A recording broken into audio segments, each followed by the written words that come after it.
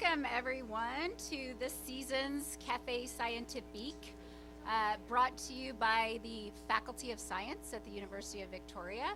My name is Jennifer Cobb. I'm one of the co-organizers of this season's Café Scientifique, along with Mark Lewis, who happens to be the speaker tonight.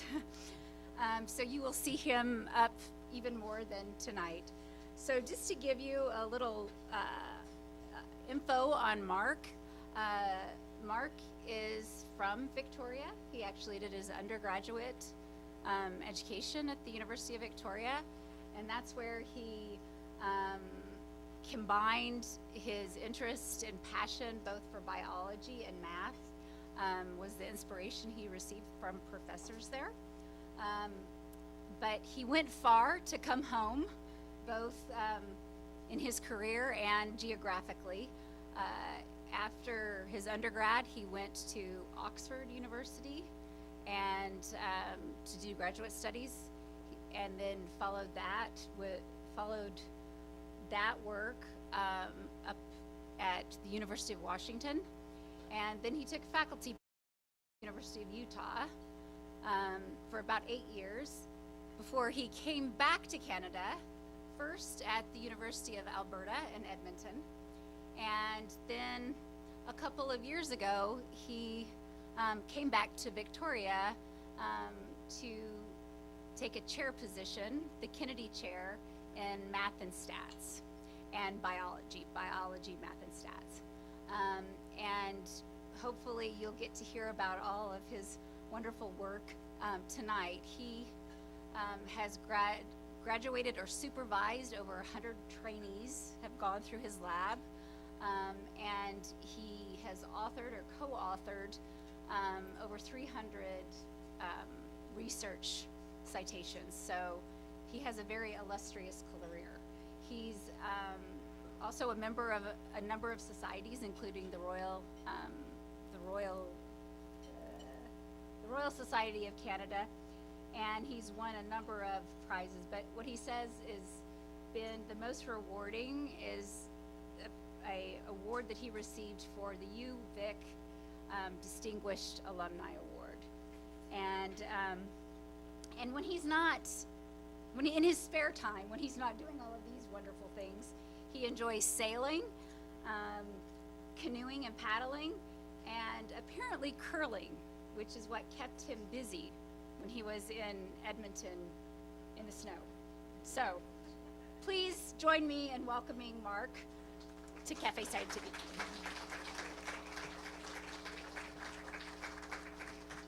Thank you. It's really good to be here.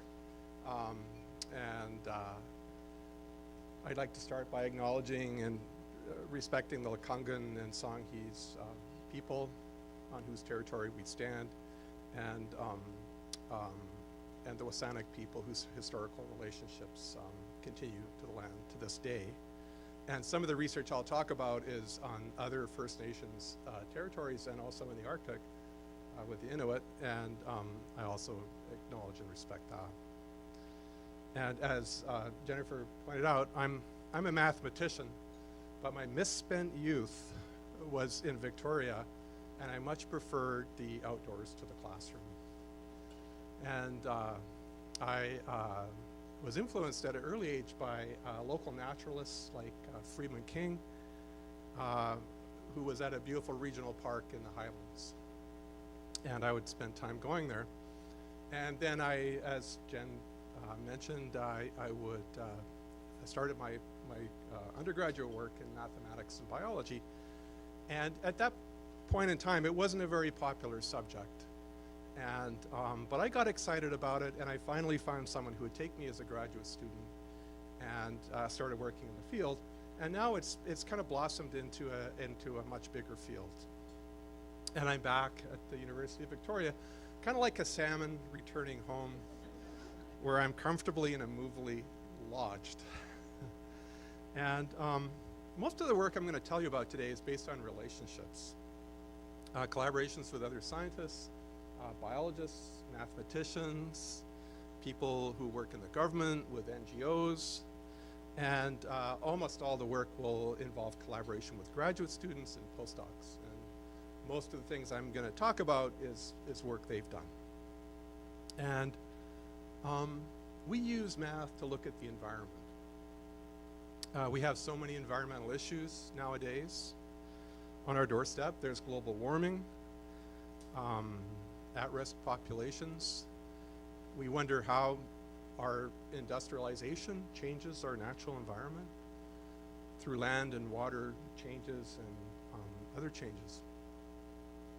And the issues are quite complex, and the systems used to describe them are sometimes mysteriously called complex adaptive systems. In these systems, things happen at multiple scales, and the rules are constantly changing. And it's hard to do experiments, either for ethical reasons or just logistical reasons. Think of removing large tracts of Amazonian forest. In this world of complex adaptive systems, we use models. Models are expressions of the way we think the world works. And often we have models that we write in words, but at times it's useful to write them in equations. And I use math equations to try to explain what's going on and to predict what's happening in the environment. And I'll give you some examples tonight. And some roles for models are to try to generate new theory and new ideas about the way the world works. Another is just to see what kind of evidence there is for things that we see right in front of us. And a third one is to try to predict the future, especially in this time of global warming. And my approach tonight is to take an example from each of the three of these and tell stories about the science. Since I was young, I was fascinated about patterns, spatial patterns in nature. And I'm sure we've all seen these, like a murmuration of like 1,000 starlings swirling through the sky in a black cloud. Is this spontaneous? How do they form these patterns? Large rolling schools of fish and locusts that can be very large, even though individuals are only interacting with their neighbors. If you look at the ground in semi-arid regions, there are these stripes of vegetation that form, and they're very distinct, and often they're called tiger bush. And you might wonder, how do these form? So mathematicians see the idea of pattern formation through a different lens. Perhaps the first person to think about this was Turing, and this is Alan Turing, and that name might ring a bell for some. He was the person at Bletchley Park that worked on the Enigma code for the Allies in the Second World War. And but he wrote another paper called The Chemical Basis for Morphogenesis. And he showed mathematically what the ingredients were for spatial patterns to spontaneously form during development in an embryo. And Turing was ahead of his time. And his work was largely ignored until the 1980s. And then his ideas started to become popular, giving rise to papers such as How the Leopard Gets Its Spots, with apologies to Rudyard Kipling. Although Turing's ideas were for developing tissues, they could be applied equally to ecological systems. So as a young academic, I was interested in how spatial patterns form in animal territories. In particular, if you fly over northeastern Minnesota or southern Ontario, and you'll see this mosaic of wolf territories. And these patterns can be found from radio tracking wolves and seeing how they move in space and time. And these patterns are quite large. They're several hundred square kilometers. And between the wolf territories are buffer zones. And the buffer zones occupy about a quarter of the total region. And they're stable entities. They last for many years, even over multiple generations of wolves. And so I was interested in how these form, and wolves leave signals, and these are scent marks. And they advertise their presence long after they're gone. So I was interested in how territories were formed and maintained, and what happens when wolves move around their territories? How do they form these structures which are very stable? And what's the purpose of these buffer zones? To answer some of these questions, we needed a model for what was going on. There's some kind of random component to motion as wolves move and try to get their favorite food item, which is white-tailed deer.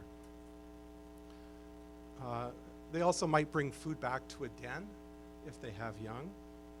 And then there's scent marking. And if you've ever walked your dog, you know there's sort of like this over-marking kind of thing going on in the presence of foreign scent marks.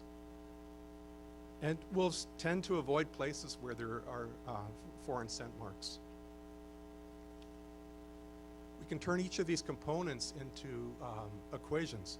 So why would we do that? Well, if we put in rules for individuals, when we put things in equations, the mathematics can make predictions at the level of long-term space use and how the scent mark distributions and the distributions of the animals change over time. The question is then, would the wolf territory equations give the same kind of patterns that Turing found in the embryos? Is it possible that territory patterns would just spontaneously emerge through these behavioral interactions? Is this even a reasonable question to ask? Well, it is if you're a mathematician. There's differences. One pattern is found in tissues, the other in nature, in large tracts of forest. One is a few millimeters long, one is tens of kilometers long. One involves chemical components in differentiating tissues, the other scent marking and movement of wolves. However, quite amazingly, the mathematics that goes into these is remarkably similar. So it turns out that these equations for the wolf interactions do generate the spontaneous formation of these patterns with some very simple rules. It's like the Turing model, but details are a little bit different. There's really just two ingredients one needs for patterns to emerge. Some kind of scent marking as individuals move and avoidance of foreign scent marks. That's it. And these spontaneously emerge. But for the buffer zones to emerge, there needs to be a kind of a positive feedback mechanism where wolves overmark foreign scent mark and then avoid the scent marks. So these buffer zones, it turns out, have massive consequences for the wolves. Not only do they minimize the antagonistic interactions between packs, but they're the place where their primary prey species, the white-tailed deer, are much more numerous. And this has been found from a variety of radio tracking studies where both the wolves and the deer were tracked at the same time, and they found that the deer were much higher in the buffer zones. So these are reservoirs for the deer population, ultimately saving the wolves from starvation. So when the deer get hunted out in the middle of the territories, these areas between their territories can provide new deer that then diffuse in and replenish the populations. But how could such a thing persist? Why wouldn't wolves go into the buffer zones and just eat the deer?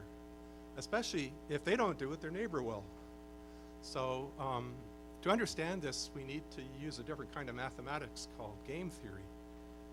And the mathematician John Nash was a pioneer in this. And you might have seen the movie The Beautiful Mind.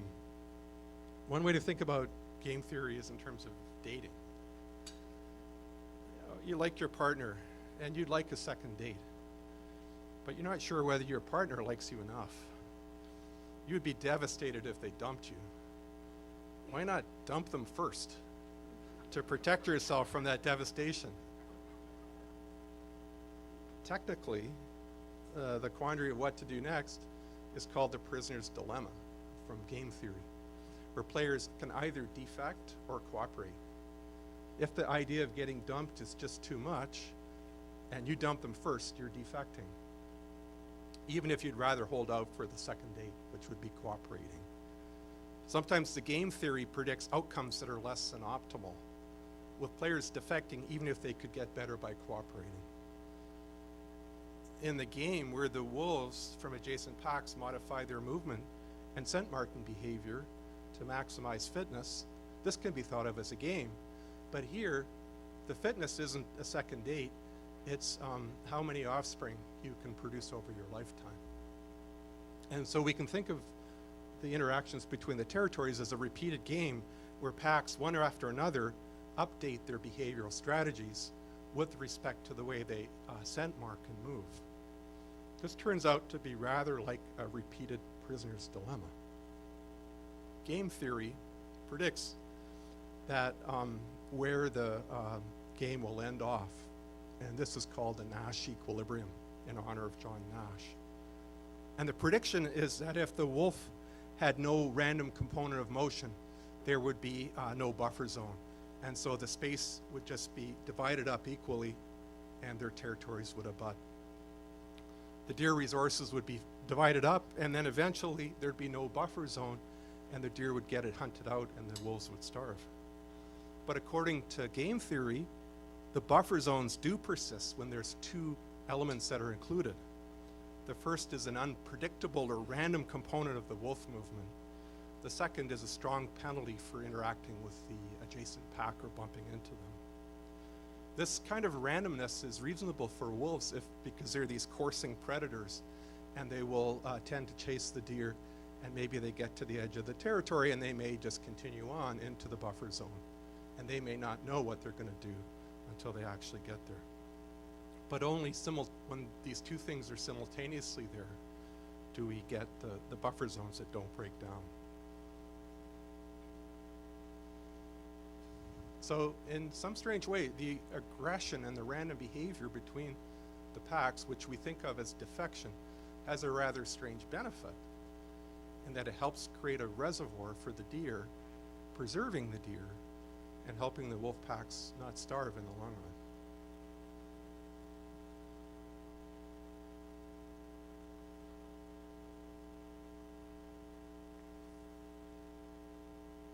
Versions of this model have been applied to all kinds of different animals, including Amazonian birds, coyotes in the US plains, meerkats in the African rift valleys. And most species don't have buffer zones. Either their territories just sort of overlap or they abut. But game theory can show when those are outcomes as well. A version of it has actually been applied by researchers at UCLA to look at gang set spaces and graffiti marking in just south of LA. We also see buffer zones in human populations. There's a 2.5 mile wide demilitarized zone between North and South Korea that's been a stable entity since 1955. And it's a hotspot for biodiversity. There's species in that zone that are not found anywhere else. And so we see this biodiversity preservation. So I use this example of the wolf territory research to show how models generate new theory and to try to explain the way the world works. There's another purpose that models can be used for, and that's just to test evidence for things that we see in front of us. This is needed in many environmental issues. There's so little agreement between what's happening in the here and now, let alone how things work. This is precisely because the systems we care about are these complex adaptive systems where the inputs aren't really clearly linked to outputs, and where there's complex human interactions, and there's also vested interests at stake. And so nowhere on the west coast of Canada has this been more evident than in the debate over salmon farming and its impact on wild salmon. And I got into this debate as a mathematical modeler about 25 years ago.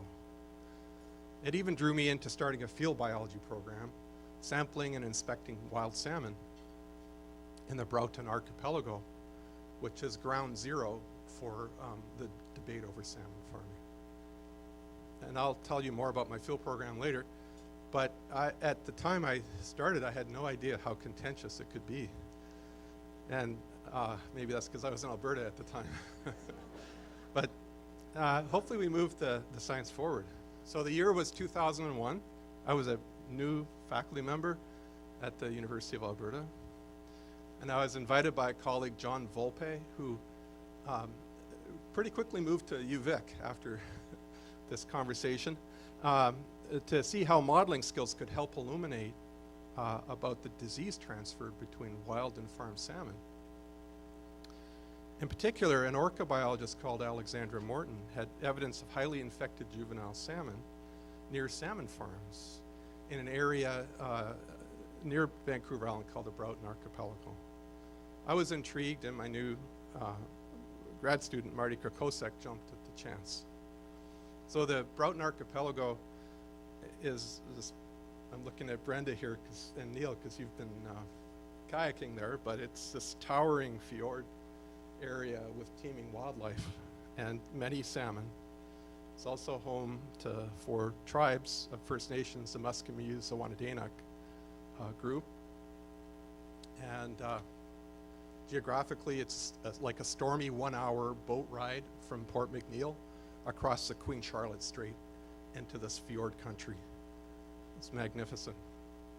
And the concern in the Broughton was that large industrial scale fish farms growing Atlantic salmon in open net pens were being infected by parasitic sea lice by wild salmon, and then they were reinfecting the wild salmon at a later time. And on the surface, this might not seem like a major issue, but there were 2 kind of game-changing key elements. The first was that there were many fish on the farms, and about 500,000 fish on a farm about the size of a football field, relatively small area. It meant that if they got an infection, they could magnify the infection due to the high population of salmon on the farm, and then possibly give back the infection at a higher level. The second was that the farms were on the coastal migration route of wild salmon. In the fall, mature wild salmon go up these fjords towards the rivers to spawn, and often when they come back from the ocean, they're infected with sea lice, and then some come off the salmon, the larvae come off the salmon and infect the farm fish as they pass by these open net farms in the fjords. In the following spring, small juvenile salmon migrate down the fjords.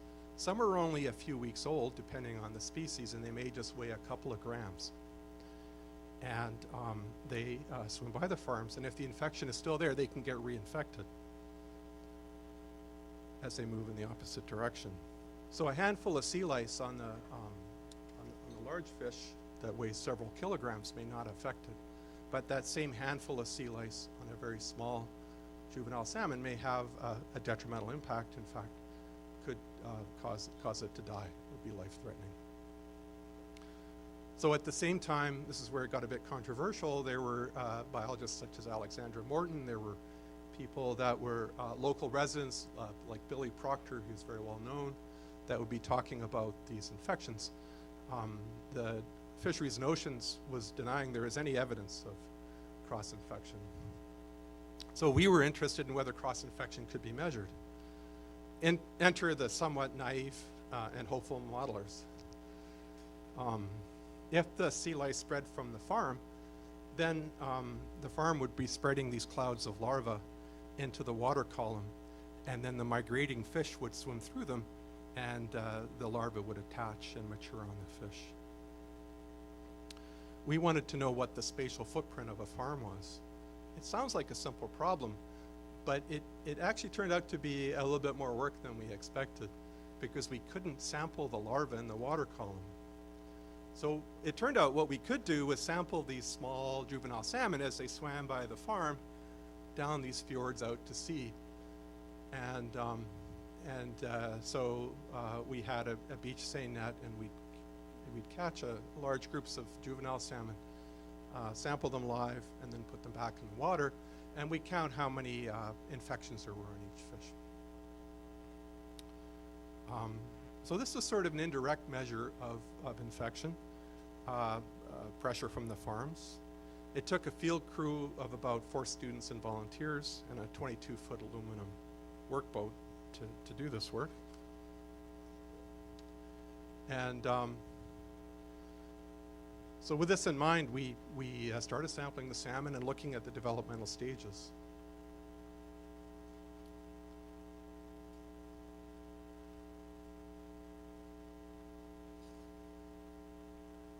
So the overall general pattern of infection on the salmon was that as they approached the farms, there were very few infections, and then as they got close to the farm, there'd be early stages of sea lice on the salmon, and as they moved further down the migration corridor, these infection stages would mature into later stages of infection. And so we needed a model to put all of this together.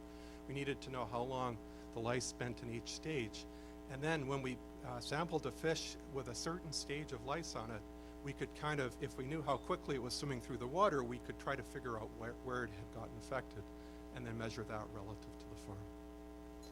And so this is what we did, and we were very excited about this. We thought it was really interesting science and important.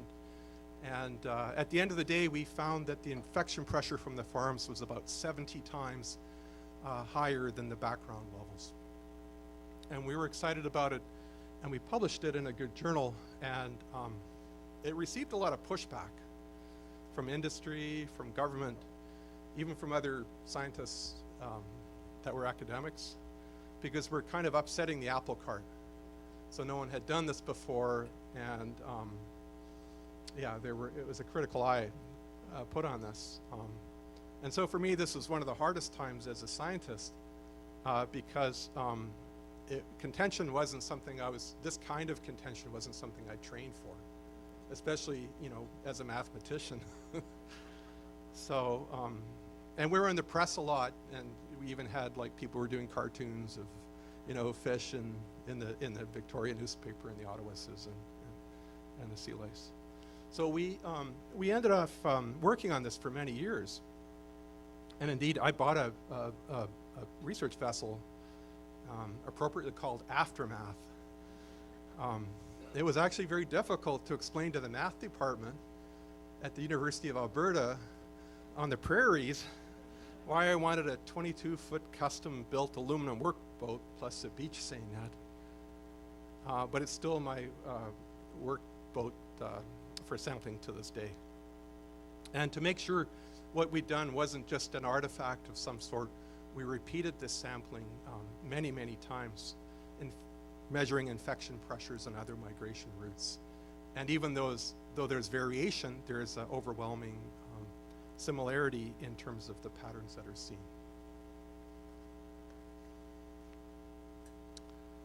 The next big question, though, was, okay, if the fish are infected, what's the impact on the survival of the fish?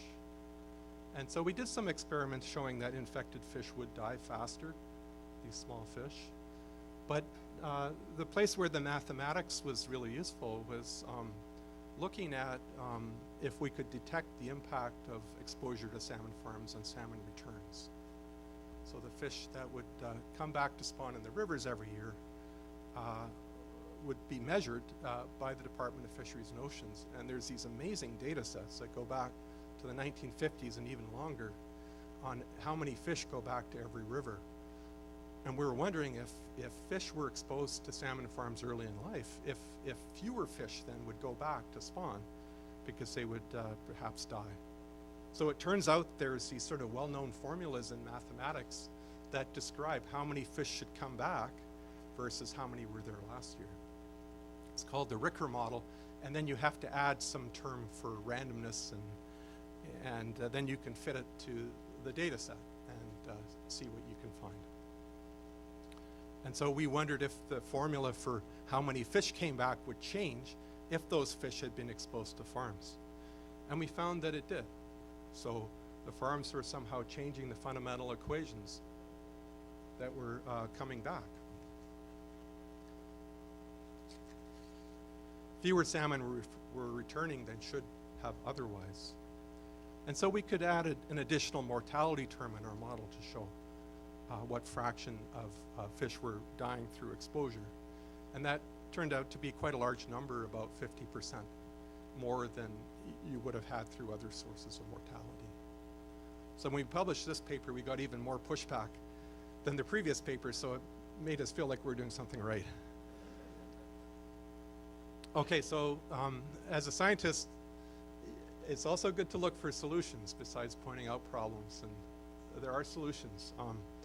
And one solution for cross-infection is to control the sea lice on the farm with pesticide.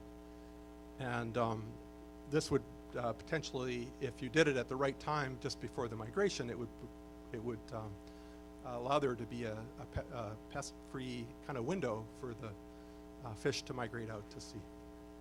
And so we tested this idea out by looking at when salmon farms controlled and detecting the mortality, and we found it was actually quite effective. And so well-timed pesticide treatments actually can do a great deal to prevent that. But the story never ends, however, and this is a hallmark of one of these complex adaptive systems. The preferred method for controlling the lice is using a chemical emamectin benzoate, referred to as slice, and the sea lice can evolve resistance to this. And so it, just like humans can evolve resistance to a lot of antibiotic use, the same thing can happen on salmon farms. And there had been a lot of evolution of resistance in the Atlantic regions, but not on the Pacific region. And so we're wondering why that would be the case. And so we used a mathematical model to try to understand why. And initially we showed that the salmon on the west coast were providing a refuge for those sea lice.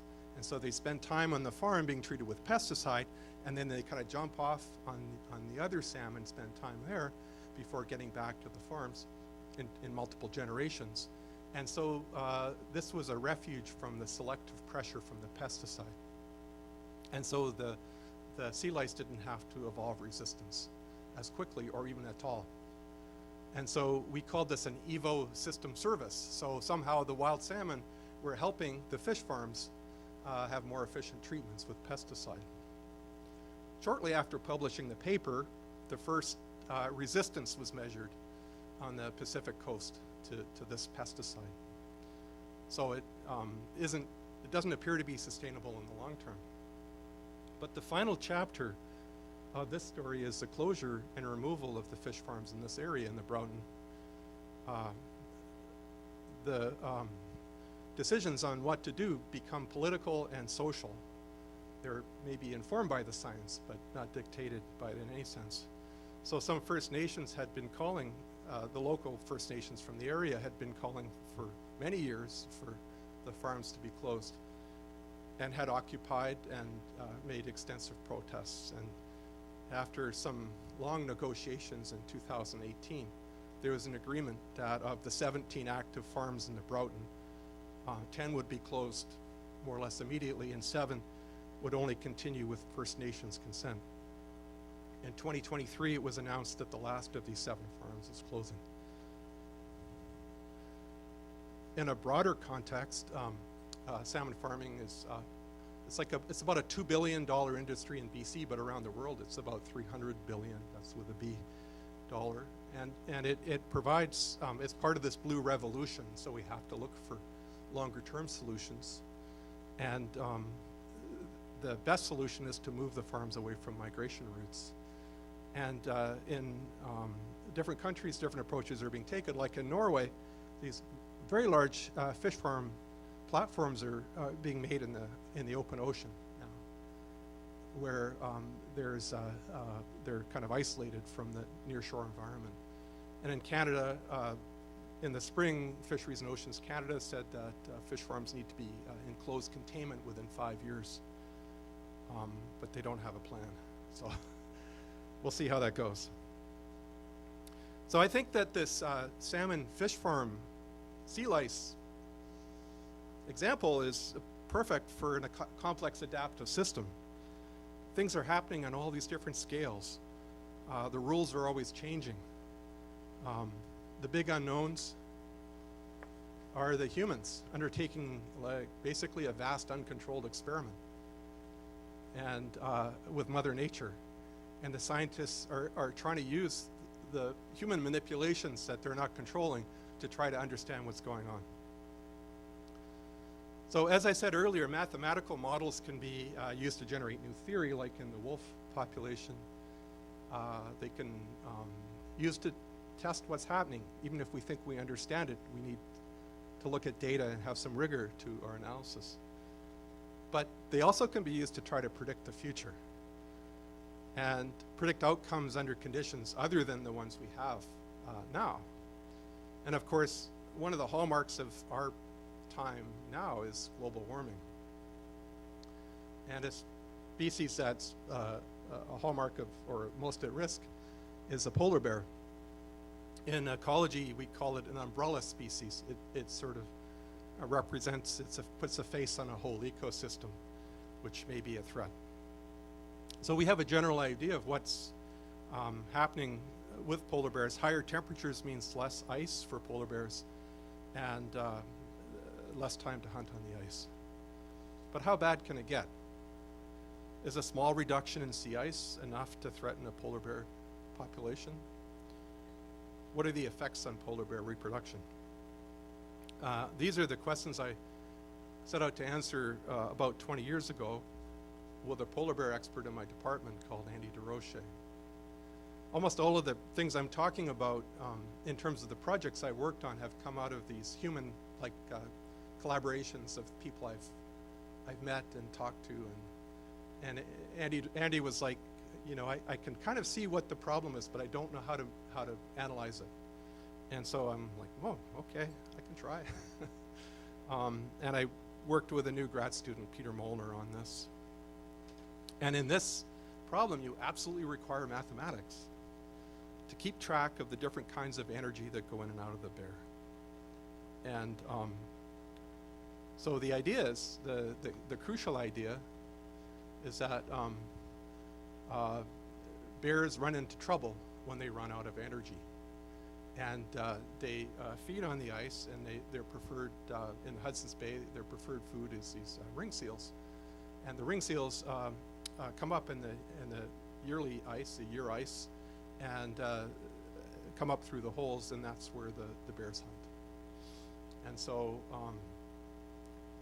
we need to keep track of energy and see how much the energy would be reduced under climate change when there's less time to hunt on the ice. And so the method that we used to do this was called a dynamic energy budget model. And it basically keeps track of all the inputs and outputs. So for about 8 months of the year, the polar bears are eating these seals on the Hudson's Bay. But each summer, the ice melts, and the bears are forced to shore, and they really eat very little for those 4 months.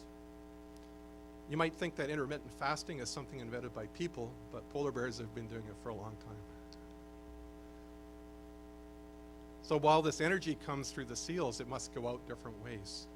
It goes out through movement, through growth, and through maintenance. It's also used to reproduce, to create a new generation of bears. And so we came up with formulas for the energy going in and out of the bears based on their condition and their sex. And we used data that had been collected all over, including, for example, treadmill experiments on bears in zoos. And apparently they needed to be motivated by snacks, preferably baby seals, I guess. And it's quite amazing. Fact is stranger than fiction. Female polar bears do their own calculation of the energetics. Based on their own calculations, they change their physiology. So even though they're fertilized in the spring, they wait till the fall to implant the embryo. And if they haven't fed well enough and have enough energy, they resorb the embryo and don't implant it, rather than putting themselves and their offspring at risk of starvation. So because the bears need to spend time on the ice to hunt, the key climatic feature is the number of days in the year that the Hudson's Bay has ice, year ice, that the bears can hunt on. So on a good year, the bears get incredibly fat. It's quite amazing by the end of spring. But when the climate warms, there's less pack ice and there's a shorter window. And then the bears end off the season in poorer condition. And that means they're less likely to reproduce and maybe have smaller litters if they even do reproduce. So how can we calculate what will happen in the future due to climate change? This is a core challenge for global change scientists. But when models are getting things right, then we can ask them to tell us what will happen under even novel conditions we haven't measured yet. And that's what we did. So for the polar bears, the energy budget model is the hero. It calculates the energy in the bears in the future, even under conditions that have yet to be observed. And based on the model outputs about the energy in the females, we can make predictions about if they're going to be able to reproduce, and if they reproduce, how many cubs they would be able to have. Historically, about a quarter of the female populations have failed to reproduce for energetic reasons. Now, climate change predictions are that there'll be like 1 to 2 months of less ice. So we might go from 8 months to 7 months, or 8 months to 6 months in the near future. That means with a breakup a month earlier, the energetics would be lower, and about half the females would fail to reproduce. If it were 2 months earlier, 2/3 would, on average, would fail to reproduce. And but the average litter size would go down in both cases as well, producing a double whammy.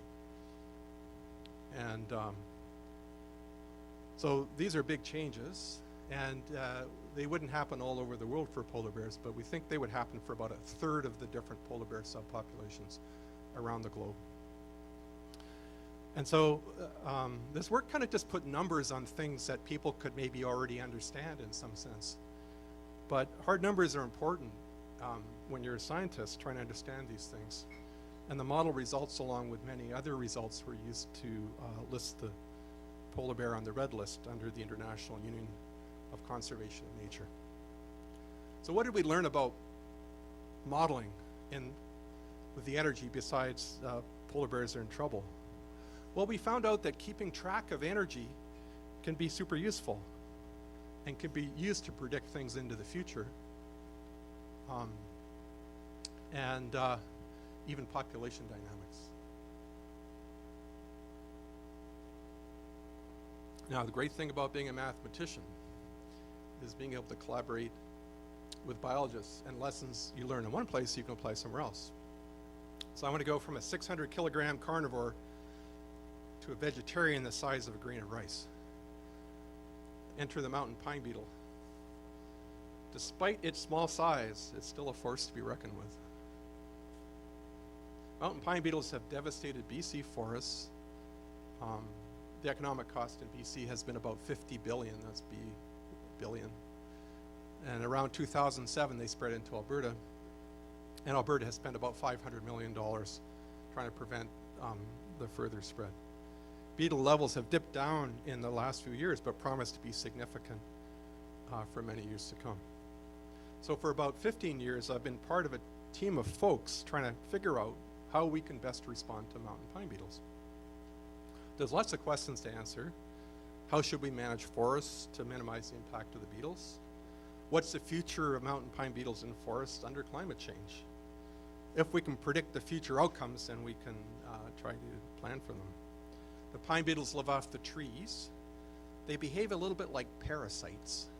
They drill into the trees, but what makes them devastating is that they actually kill their hosts, something that parasites rarely do.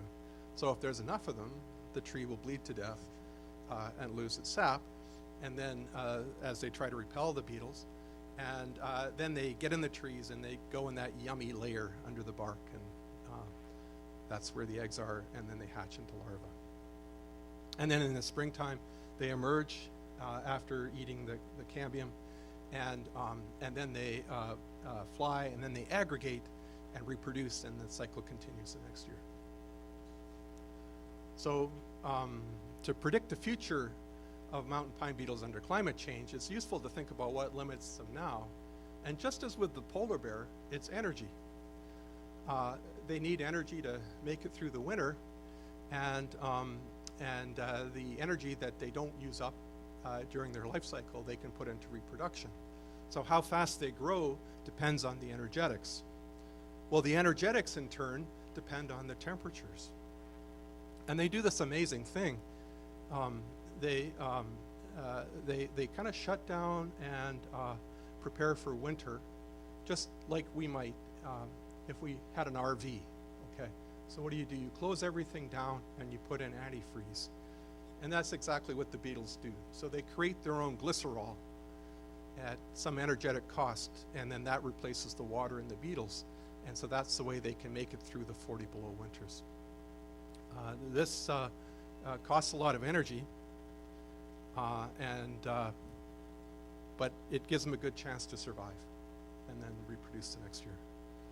So what happens when temperatures warm? Well, we think that they'll adapt to these warming temperatures. They'll reduce their antifreeze production, and maybe they won't shut down their chemical reactions as much. So that they could finish off the winter with more energy and then ultimately produce more offspring. But will this really happen? We're testing this idea. We don't actually know. It's work in progress. But the key mathematical model shares a lot with the polar bear model. Like the polar bear model, it's a dynamic energy budget model that keeps track of the intakes and the outputs, including the energy to produce glycerol antifreeze and the energy that's lost shutting down in the cold. The energy for reproduction is there too, once the beetles have taken care of their immediate needs. So we have colleagues in Ontario that are doing the experiments right now, actually, on the beetles in the lab to measure the energetics of the glycerol and the respiration in the winter. And so at the end of the day, we hope to predict what will happen in Canada under climate change with beetle populations using this approach. So if you want to know the outcome, ask me in about a year. Okay. So it's getting late. I'd like to close the talk by saying that the vignettes I've shared show how mathematics can illuminate the world. I'm an idealist. And they're really indispensable to environmental biology because we have these problems that are large and they're difficult and they're complicated. We're not able to do experiments. And the things that we can observe are usually based on some kind of uncontrolled human interaction with the environment. And so to put all these things together and try to understand what's going on, we need a way to understand these complex adaptive systems. And one way is through the lens of mathematics. And I should finish by reiterating that almost all the work that I talked about is the work of my graduate students and postdocs. And I want to give them all very much full credit for that. Indeed, in my stage of my career, much of my focus right now is trying to train this new generation of researchers so they can move forward on the challenges that we see. Thank you.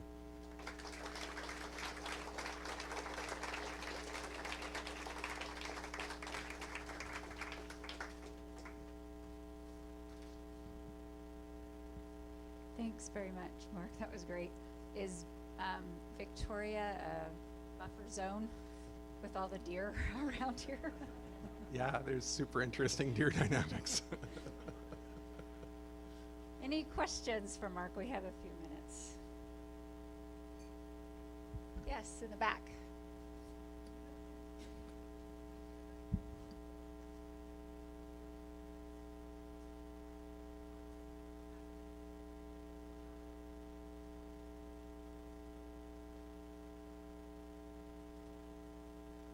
Yeah, that's a great question. I'll repeat it. Yeah, and it was a great question. It was about, are there knowledge gaps where the students should be preparing or haven't prepared sufficiently? I kind of feel like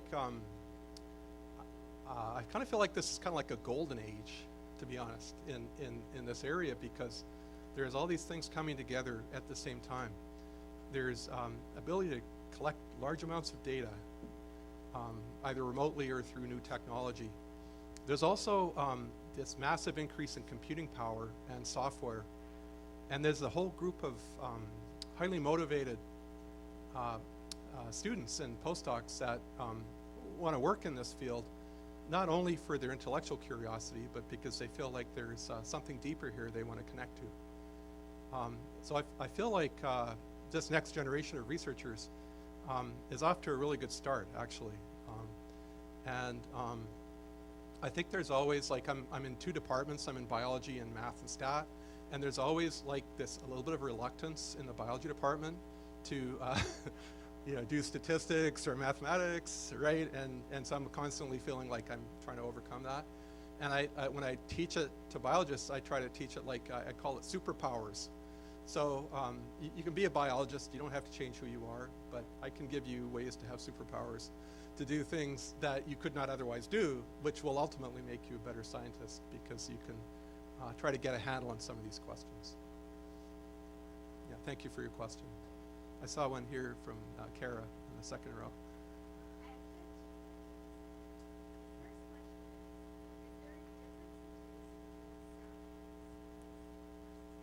There's none. Well, kind of yes and no. So the flesh of the salmon is basically the same, but cosmetically, people don't like to buy salmon without a nice sheen on the skin. So so they tend not to be sold in certain markets if they have a lot of sea lice. But the farms do also treat for the sea lice for economic reasons as well as for environmental reasons. Yeah.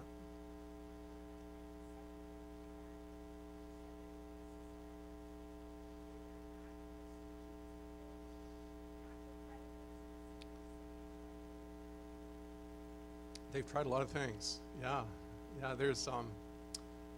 There are cleaner fish. Yeah, and there has been work on those.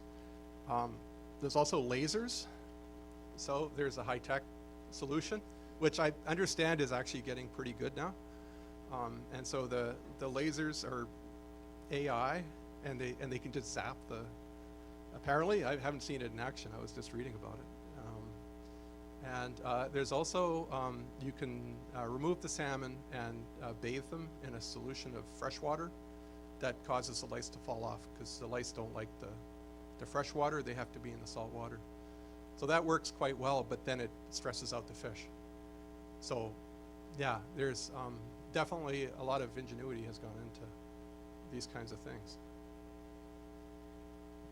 Yeah, at the back there.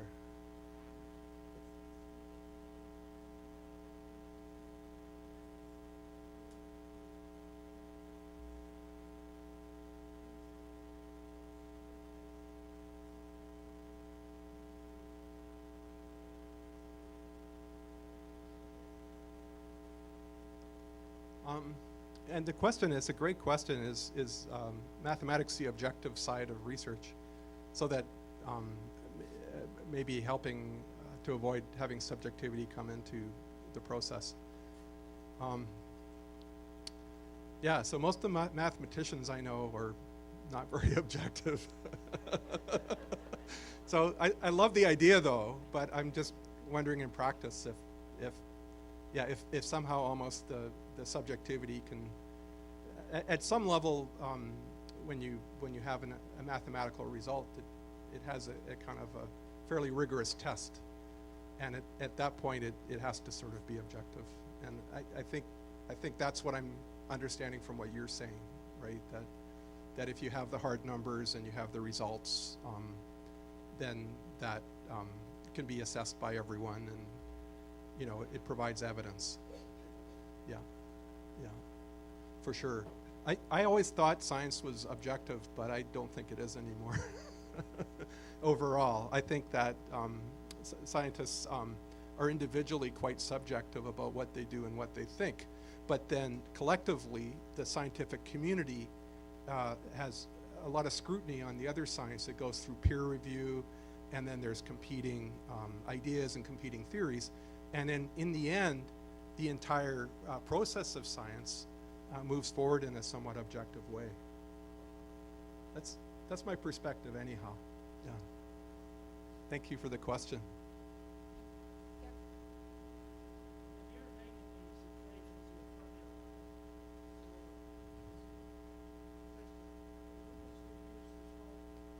That's a great question. And the question was, if you're making equations to solve a problem, what rules do you use to write the equations?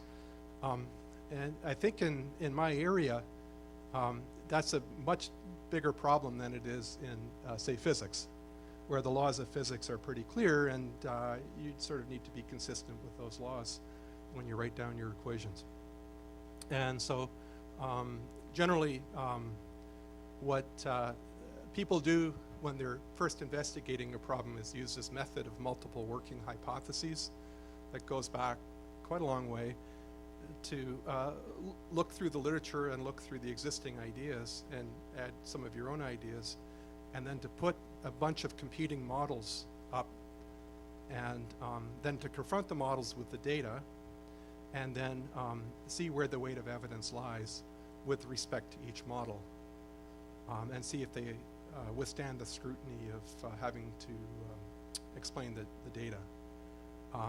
But the actual equations themselves may be from other scientists, or maybe just your best guess, which makes, like, I think if you put a bunch of physicists in different rooms and got them to model the same problem, they might all come up with similar equations.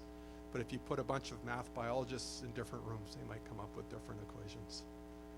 And so this is, this is a challenge. It's partly because it's a very new area. Yeah, to solve the equations, one can use a computer oh, okay. Yeah, sometimes it's a matter of putting it on the computer to solve it, and then compute the answer.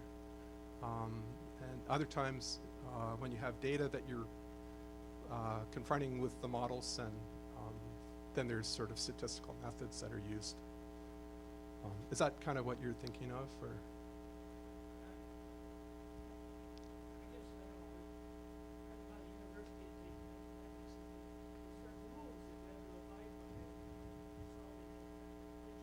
Yeah. Yeah, yeah, yeah. I think those rules are the rules of mathematics, and definitely, yeah, definitely. Thank you. Okay, we have time for 2 or 3 quick questions. You, and then you.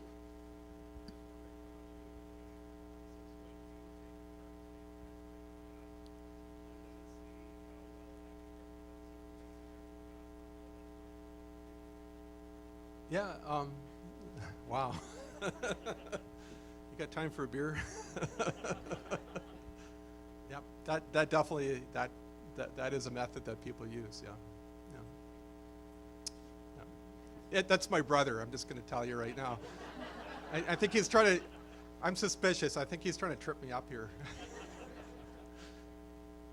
One in the back.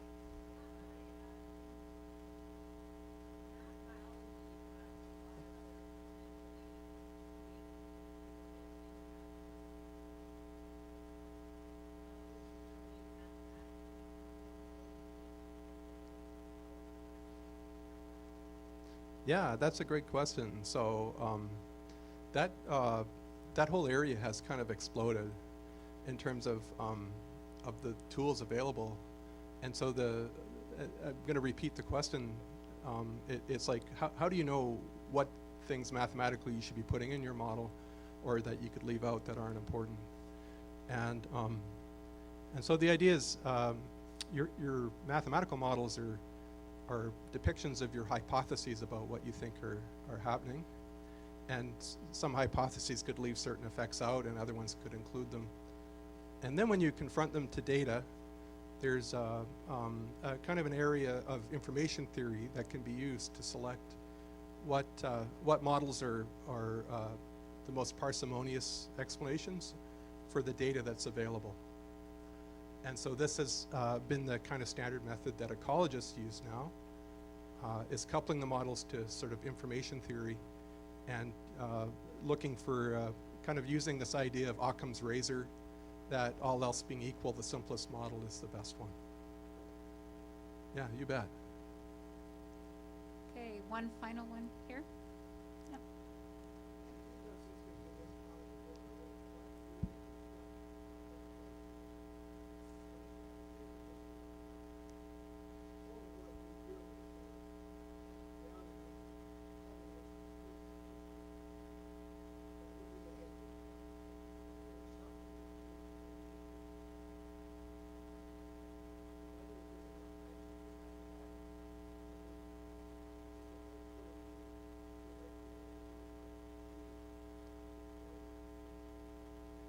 Wow. Yeah, that's a great idea. Yeah, and I'll just repeat it. So with climate change and so forth, well, like it's a new world. Many of the species combinations are tens of thousands of years old, and they're going to change. And can we try to understand this with mathematics or provide guidance as to how we might cope with the changes? Yeah, so there is a mathematical theory of biodiversity that people have constructed that attempts to ask some of those questions or answer some of those questions. So it's used to look at the changes in biodiversity that are occurring now and in the past, and see if the mechanisms can be understood, and ultimately find out possibly what's needed to try to work in the other direction. Yeah, so it's kind of a new field, but there's concepts that come out of it, like the concept of extinction debt, that the changes that have happened now, if no further changes would occur, would still incur further extinctions due to the length of time it takes for these processes to occur. So it's kind of captured the imagination of a lot of researchers, but I don't know that they've really managed to solve it as well as you were depicting.